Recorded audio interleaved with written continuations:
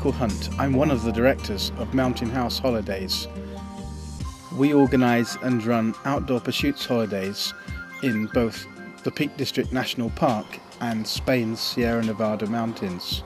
We specifically provide holidays that include people with learning disabilities and help them to achieve.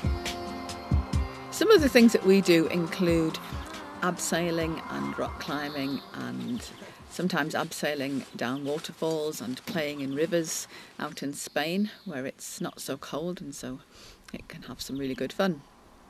We also go caving and mountain biking, and we do some brilliant walks both in the Peak District and in Spain's Sierra Nevada mountains, which are the highest mountains in Spain.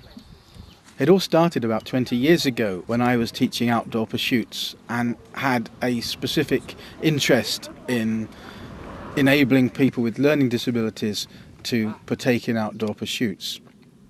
Over that time, myself and a group of friends have built up considerable expertise helping people who have a general lack of confidence in their abilities to achieve in the outdoors. Since then, we've developed Mountain House Holidays, which has been in existence since 2003. And we've been organising holidays for a range of people with learning disabilities, some of whom have physical disabilities.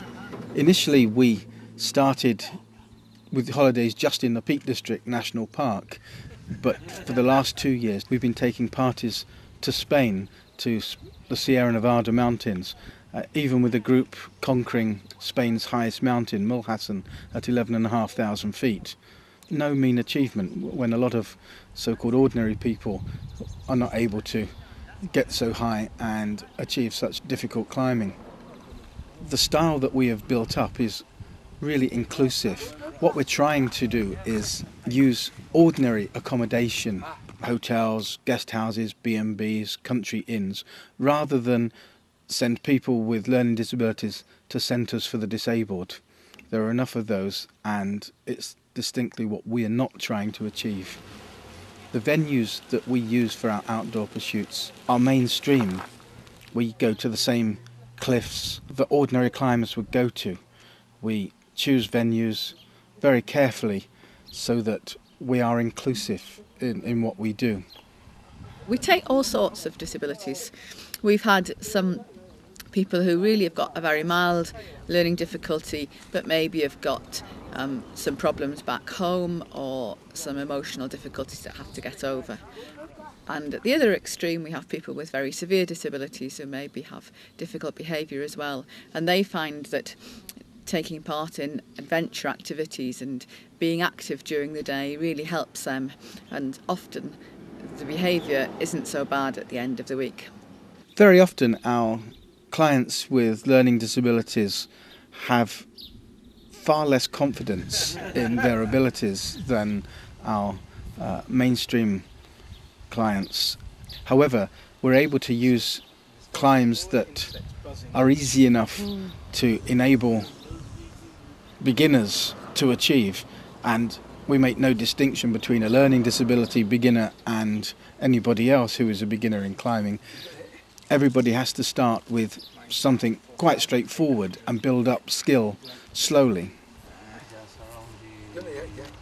With canoeing, we tend to use Canadian canoes because they're very open and people can see the whole boat. By lashing two Canadians together, we form a large catamaran canoe, which gives stability and confidence for people who generally have a lack of confidence. It's a particularly rewarding pastime, and we play various games on the water, people crossing from one canoe to another. We took some ladies sailing and canoeing on a lake in the Peak District quite recently, and none of them had ever been on the water before, and they were a little bit apprehensive but quite keen to rise to the challenge.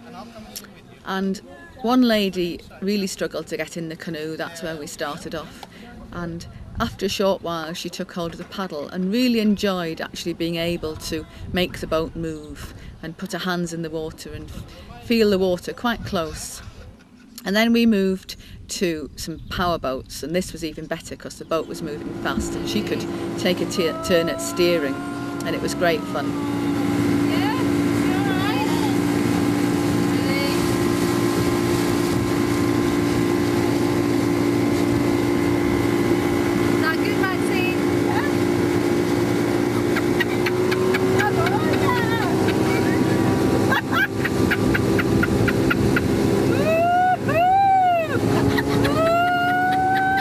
People with learning disabilities often have no opportunity to ride bikes, and it's particularly rewarding to see skills develop over the course of a riding session. We have taught people to ride two-wheelers, but we have access to specially adapted bikes. We have three-wheeler mountain bikes, which, although quite difficult to steer, give stability, and people can sit on them without falling off straight away.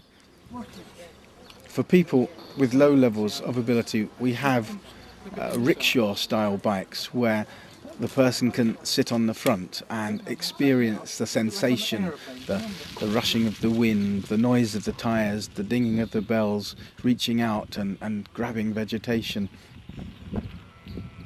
Walking at face value can seem particularly boring. However, the sorts of hill walking that we do and the routes that we have chosen is particularly good for people just starting out with walking.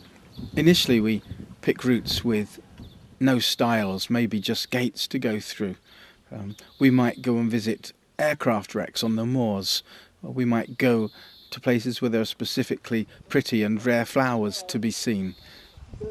If people are interested in booking a holiday with us, then they can contact Helen at our office or look on our website, and we've got details of all the activities and the range of programmes that are on offer. But really what we're about is actually devising a holiday that really meets people's needs and choices and aspirations.